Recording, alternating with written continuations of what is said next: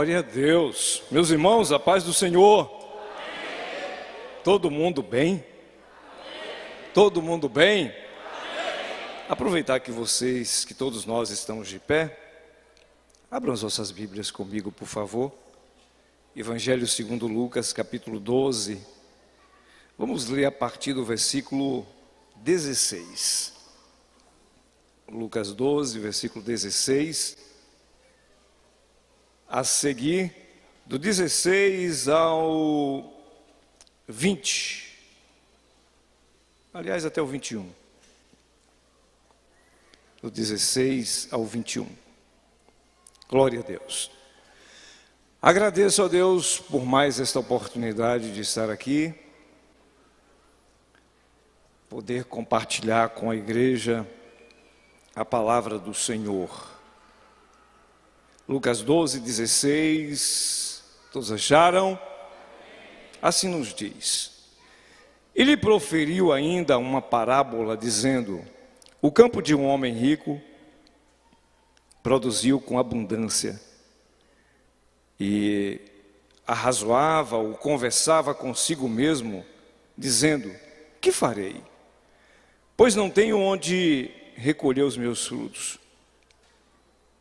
E disse: farei isto, destruirei os meus celeiros, reconstruí-los-ei maiores, e aí recolherei todo o meu produto e todos os meus bens.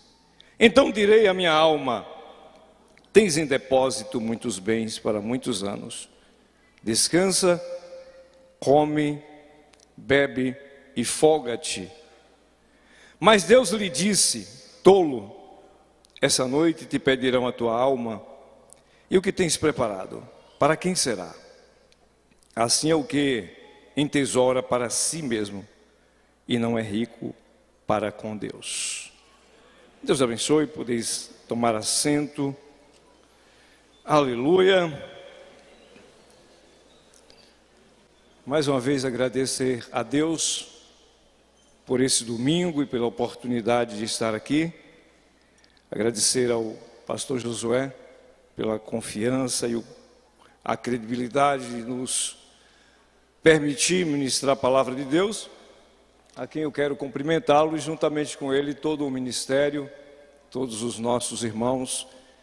É um prazer, é uma honra, é uma alegria fazer parte da família de Deus, fazer parte deste povo que vai morar no céu. Amém? E estamos caminhando com Jesus. Irmãos,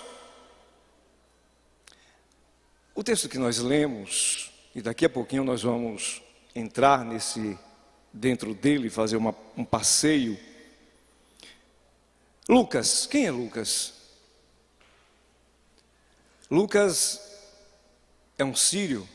Ele é filho de Antioquia da Síria, é o único escritor da Bíblia que não é judeu, é o único escritor das Escrituras que é gentil.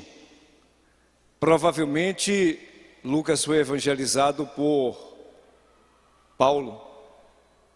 Lucas não foi discípulo de Jesus, como muitos pensam, não fez parte do rol de apostolado. Mas é um dos maiores evangelistas. Dos 4 evangelistas, Lucas é considerado um dos maiores. Quando Paulo escreveu aos Colossenses capítulo 4, versículo 14, Paulo diz ou chama Lucas de médico amado. E essa frase é reconhecida por todos nós. Lucas, quando se fala em Lucas, o evangelista, automaticamente nós o chamamos de o médico amado.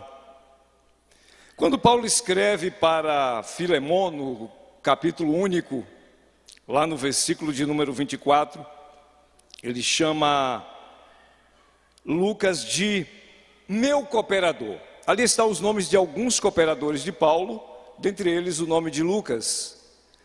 Quando Paulo escreve para Timóteo, na segunda carta, capítulo 4, versículo 11, ele chama Lucas de meu companheiro. Meu companheiro. Mas se lermos o livro de Atos dos Apóstolos, pastor Josué, Paulo fez algumas viagens missionárias e Lucas era um dos seus acompanhantes. Então, que tal dizermos também que Lucas foi um missionário? Mas quando continuamos a ler tanto o livro, o Evangelho que leva o seu nome, quanto Atos dos Apóstolos, nós vamos entender que Lucas também era um escritor. E que escritor! Ao desfolhar as páginas de Atos, perceberemos que ele também é um historiador. O livro de Atos está em detalhe a história da igreja, tanto em Jerusalém, quanto na Judéia, Samaria e nos confins da terra. Tanto o Evangelho segundo Lucas quanto Atos foram escritos por Lucas. O interessante é que nós também podemos, além de escritor e historiador, a narrativa de Lucas nos chama a atenção, porque parece de um redator. Quando nós lemos Lucas, capítulo 1, e o versículo de número 3, aliás, no primeiro versículo, nós percebemos que Lucas diz para o seu amigo, e não era qualquer um amigo, um Teófilo, aqui ele chama de excelentíssimo Teófilo. Ele diz o seguinte: muitos escreveram a respeito de Jesus. Eu achei por bem também te contar algumas narrativas de Jesus. E no versículo 3 ele diz assim: igualmente a mim me pareceu bem, depois de acurada investigação. E aí onde alguns estudiosos chamam de um jornalista, é mais ou menos isso.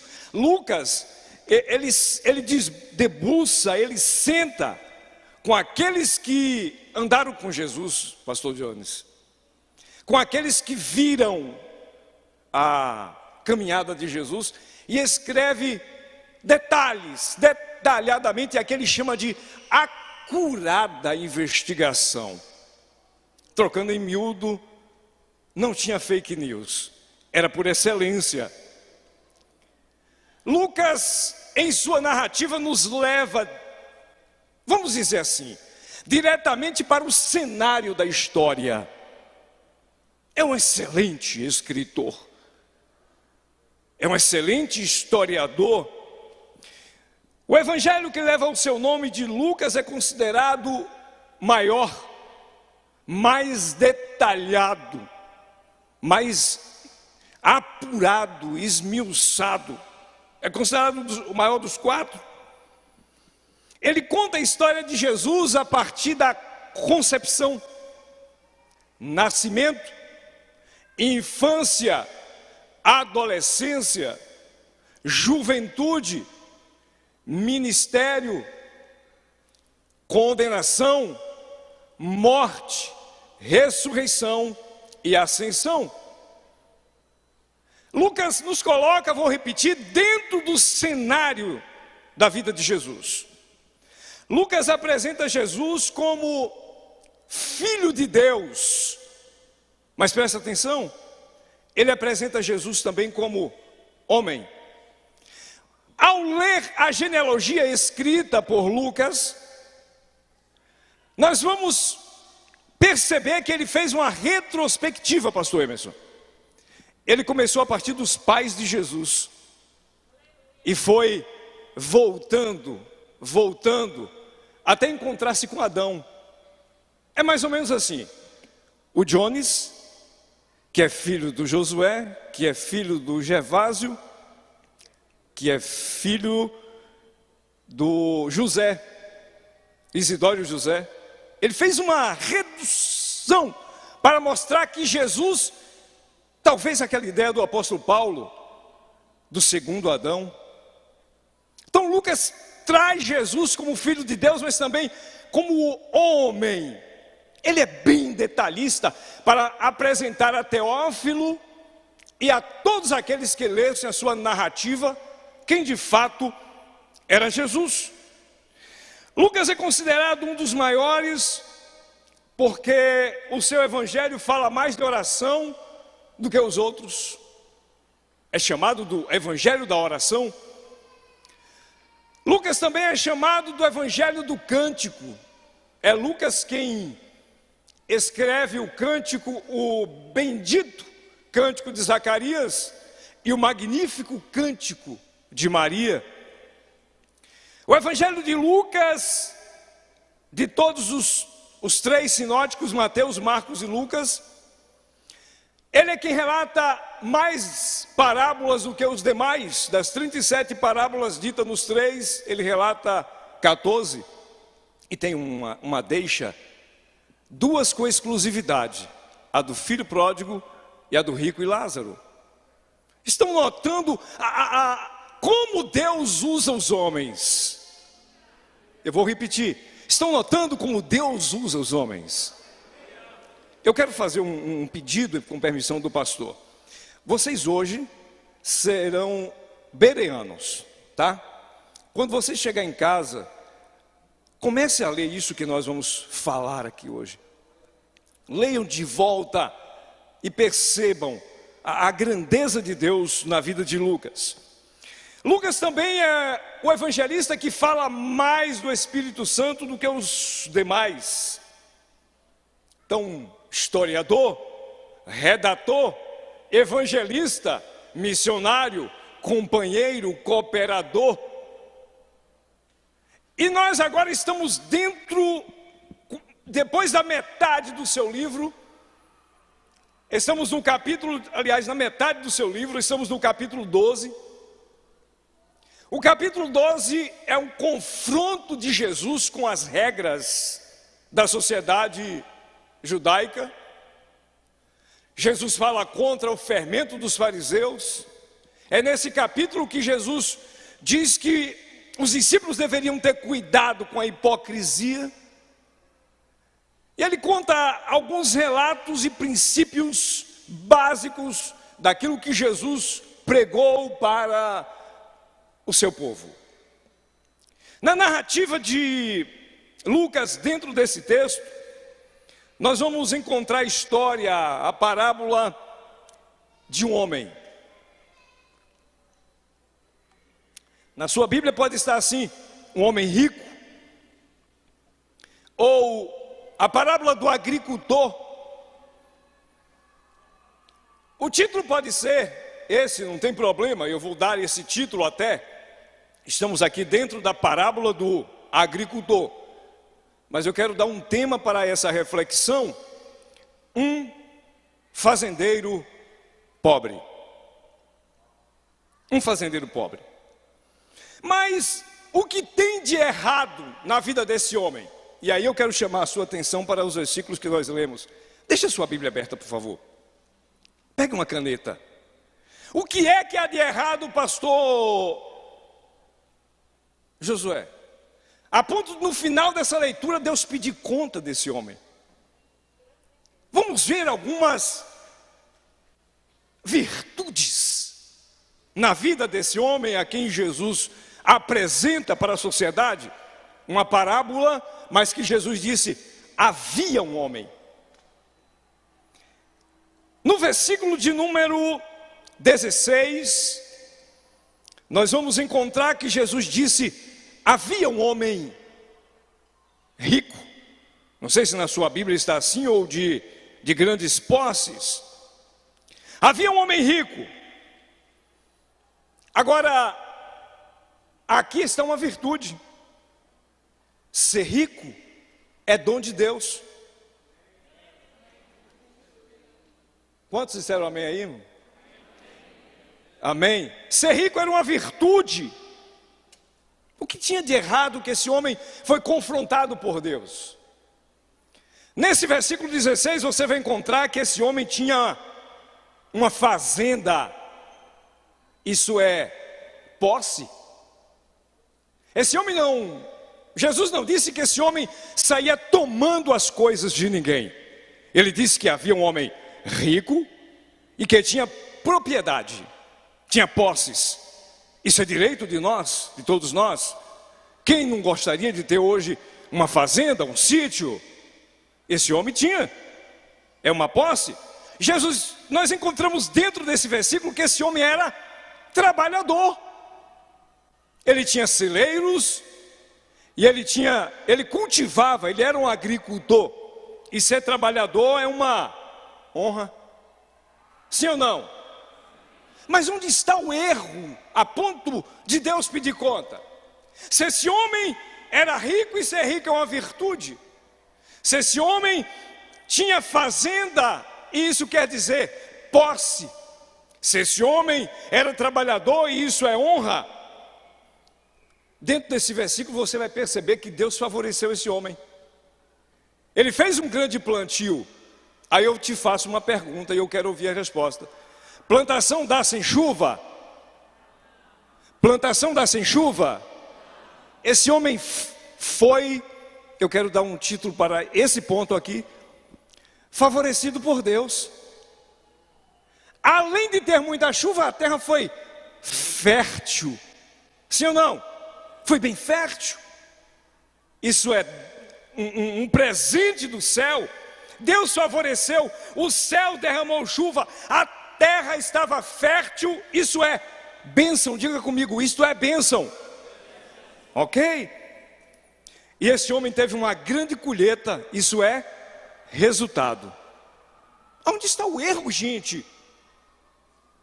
Onde está o erro desse homem ter sido confrontado? Primeiro, a posse era dele, a plantação era o seu trabalho. Ser rico é um dom de Deus, ter coragem para trabalhar é uma honra. E ele teve a bênção dos céus derramar chuva e da terra está fértil. Onde está o erro do confronto? Será que houve um equívoco dentro dessa história? Isso é o versículo 16. Do 17 ao 19, você vai perceber no versículo 17 que ele conversou a respeito daquilo que ele viu na plantação. Digamos que ele chegou na roça e olhou o trigo, olhou e disse: a lavoura está bonita. Esse homem era um visionário, pastor. Esse homem era um visionário. E quando ele calculou metros quadrados por toda a roça, ele pensou assim: não vai dar. Não vai dar para eu guardar tudo, porque meus celeiros são pequenos. E ele pensou em crescer os celeiros. Diga comigo, crescer os celeiros. Isso é empreendedor. E ao crescer os celeiros, ele estava fazendo um bom investimento. Sim ou não? Eu sei que vocês estão em silêncio, mas nós vamos chegar já. Já já você vai entender o que Jesus estava apresentando aqui. Ele também, além de ser um bom investidor, ele valorizava o que tinha. Minha terra, minha roça, meus celeiros. Além de valorizar o que tinha, pastor Josué, ele não era um homem de desperdício.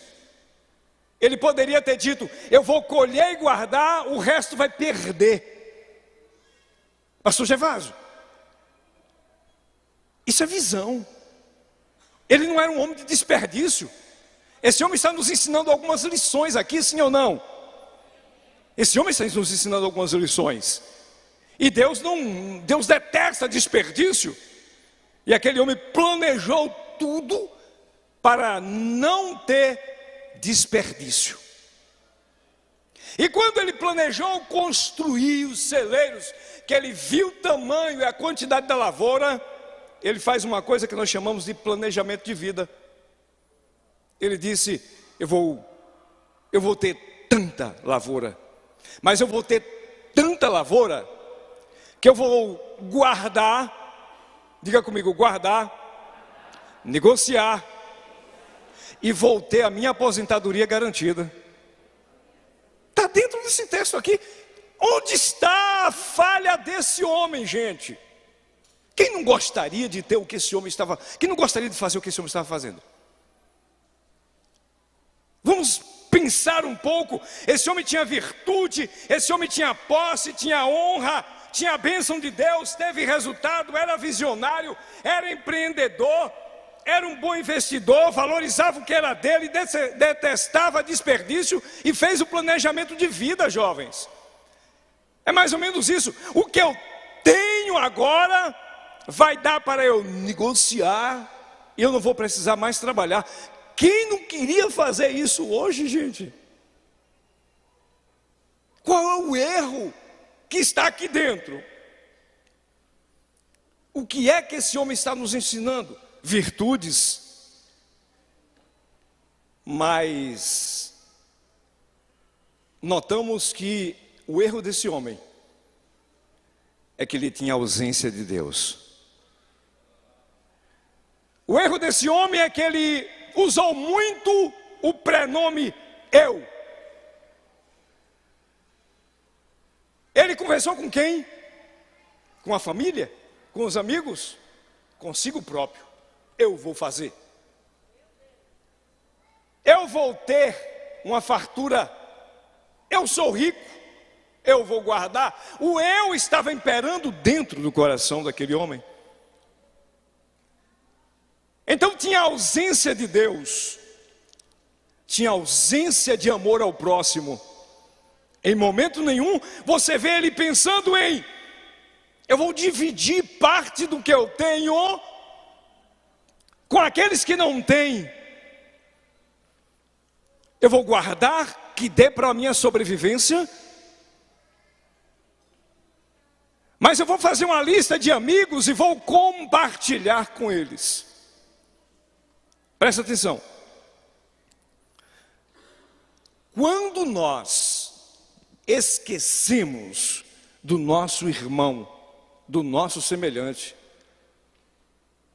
a vaga de Deus já está ocupada por nós próprios. A ausência de Deus, a ausência de amor pelo próximo. E Jesus conta que naquela noite Deus disse para aquele homem: tolo, bobo, hoje mesmo te pedirão a tua alma. E o que tu tens preparado vai ser para quem? Porque ele preparou tudo para ele e se esqueceu do próximo. Ele preparou tudo para si e se esqueceu de Deus. E quando Deus estava dirigindo o seu povo no caminho para Canaã, através de Moisés, Deus diz para o seu povo que Israel nunca se esquecesse dele. A Bíblia nos diz que todo aquele que se esquece de Deus, Deus também esquecerá dele. O egoísmo é um veneno que nos afasta de Deus. O egoísmo é eu no trono, no lugar de Deus. E todas as vezes que nós não colocarmos Deus no nosso planejamento, nós estamos igual àquele homem. Mas quem é na verdade aquele homem? E aqui está o confronto de Deus. Aquele homem tinha tudo de gentileza, de virtudes. Jesus contou essa parábola para confrontar seus discípulos, seus apóstolos, os judeus, os fariseus e os saduceus. Mas hoje, quem é aquele homem? E talvez se nós sentássemos aqui em alguns grupos para conversar, talvez nós diríamos assim: é os grandes bancários dos tempos modernos, é os milionários, é os bilionários das bolsas de valores. E se aquele homem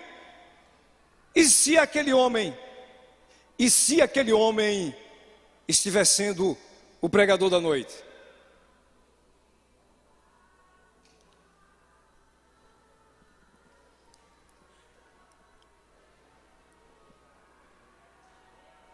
E se aquele homem estiver sendo eu ou você? Mas como assim, pastor? Todas as vezes que nós nos enchemos de nosso orgulho, de nosso eu, até mesmo para defender a nossa fé ou a nossa religiosidade, nós estamos cometendo o mesmo erro daquele homem. Quando nós consideramos a nossa denominação a que vai morar no céu e a denominação A ou B, aquela que vai ser perdida, nós estamos parecidos. O egoísmo daquele homem está dentro de nós. Todas as vezes em que nós despedimos aquele que está com fome com apenas o nosso jargão religioso de Deus te abençoe, nós podemos estar nos colocando no lugar daquele homem que tinha todas as boas e grandes qualidades e tinha ausência de Deus, tinha ausência de amor, tinha ausência de compaixão, tinha ausência de misericórdia, tinha ausência de vida compartilhada. Todas as vezes que nós damos pouca importância àqueles que estão chorando, todas as vezes que damos pouca ou nenhuma importância àqueles que nos pedem socorro, estamos nos tornando parecidos com o homem fazendeiro pobre. Ele era rico, muito rico, mas só tinha riqueza. E aí Jesus disse assim: assim é o que entesoura para si mesmo e não tem, e não é rico para com Deus. Em lugar nenhum da Bíblia, Deus, através das revelações dos profetas, condena a riqueza. Jesus, nem através dos evangelhos, nem das cartas apostólicas, está condenando a riqueza, mas condena a ausência de amor ao próximo e a ausência de Deus. Já ouviram aquela música, Perdidos na Casa do Pai? Aquelas pessoas que lembram de todas as orientações da sua denominação, os dias a serem guardados, as vestes que poderão ou não usar, os dogmas que poderão ou não guardar,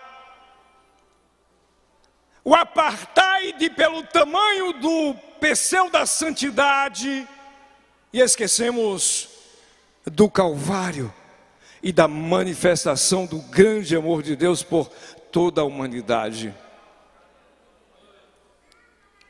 Eu não vou dizer para você que foi fácil estar ouvindo tudo isso essa semana, porque teve algum momento que eu me achei bem parecido com aquele homem, rico, homem e pobre fazendeiro. Quando não damos ouvido aos gritos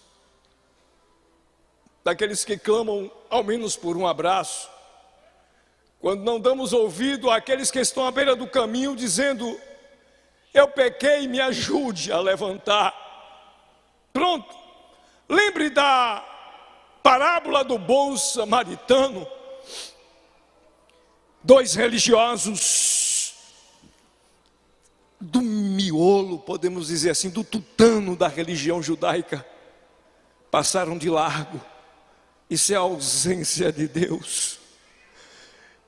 E todos aqueles que têm ausência de Deus, têm o seu egocentrismo exaltado em si mesmo, no eu faço, no eu posso, no eu mando, no eu vou. Mas sem Deus não somos nada, sem Deus não passamos de pó e cinza, sem Deus nós estamos perdidos, mesmo dentro da sua casa. Sem Deus nós estamos apenas com Jesus nos lábios, nos cânticos, nas danças, nos gritos, nos aplausos. Mas o que Jesus quer nos confrontar nesta noite é: José, faz na prática aquilo que tu canta, faz na prática aquilo que tu prega, faz na prática aquilo que tu lê, faz na prática aquilo que o Evangelho ensina. Aleluia! Quem é aquele homem? É aquele que tem dificuldade de perdoar. Eu li essa semana um artigo, pastor, onde o escritor disse que nós estamos tão preocupados com a queda do irmão que esquecemos que o outro está raquítico e parou no caminho. E nós criticamos e tomamos um susto quando João pecou. E esquecemos aqueles que estão sentados, estagnados, sem força, sem respirar, sufocados. E o escritor disse: de Adão até hoje, todos, incluindo aqueles que julgam, são frágeis e caem. Mas por isso que Lucas apontou Jesus como descendente daquele que caiu a primeira vez, para levantar aqueles que estão caídos hoje e chegar na Canaã celestial. Mas só que Jesus, ele disse assim para os seus discípulos: recebam o Espírito Santo, e soprou na vida deles. E Jesus disse para os seus discípulos que a partir dali eles receberiam o Espírito Santo. Ou seja, nós somos morada do Espírito Santo, temos Deus na vida. Então, se temos Deus na vida, se temos Jesus na vida, o nosso papel, eu não digo obrigação, mas o nosso dever é fazer o que Jesus fez, é fazer o que Jesus ensinou, é fazer o que Jesus demonstrou em palavras e em ações. Eu sei que você já ouviu diversas pregações, sermões. Essa história que nós lemos hoje, ela já foi transcrita para figurinhas infantil, para lições de escola dominical. E eu sei que muitas vezes nós xingamos esse homem, criticamos esse homem. Muitas vezes nós ouvimos sermões onde o pregador veementemente bateu. E essa semana eu aprendi que nós, quando batemos em um desses personagens que estão figurados na Bíblia para falar conosco, estamos batendo em nós próprios. Talvez não seja uma reflexão para alegrar, para afagar, para aplaudir, para levantar, para rodopiar, mas é para conserto, porque Jesus está vindo buscar a sua igreja, e nós temos que acordar, porque nós temos muito da religião. Isso é um tiquinho de Deus. Precisamos acordar e deixar que sejamos usados por Deus. Quem já assistiu o filme Você Acredita? Naquele filme o personagem principal é um senhor de idade carregando uma cruz nas costas, e ele chega para as pessoas na rua e diz: você acredita? E um dia ele fez uma abordagem a um homem que estava dentro de um carro. Você acredita? Aquele homem deu um sorriso um pouco amarelo e disse: lógico, eu sou pastor. Ele disse: você não entendeu a pergunta. Eu não estou perguntando se você é um pastor, eu estou perguntando se você acredita. Aquele homem voltou para casa e no domingo seguinte ele pregou o sermão com base na cruz de Cristo, contando a história daquele homem que andava pelas ruas perguntando: você acredita? O que nós aprendemos com isso? Eu até recomendo, assistam. Você acredita? E aquele pastor, ele disse que a vida dele foi mudada a partir dessa pergunta. Deus não está perguntando se eu sou pastor. Deus não está perguntando se você é membro da missão ID Cristianismo Sem Fronteiras. Deus está perguntando: você acredita em mim? Jesus está perguntando: você entendeu o meu evangelho? Você entendeu a minha palavra que é prática e não blá blá blá? Você entendeu que temos que ser bem humanos e colocar em prática aquilo que Jesus nos demonstrou de verdade, o seu amor?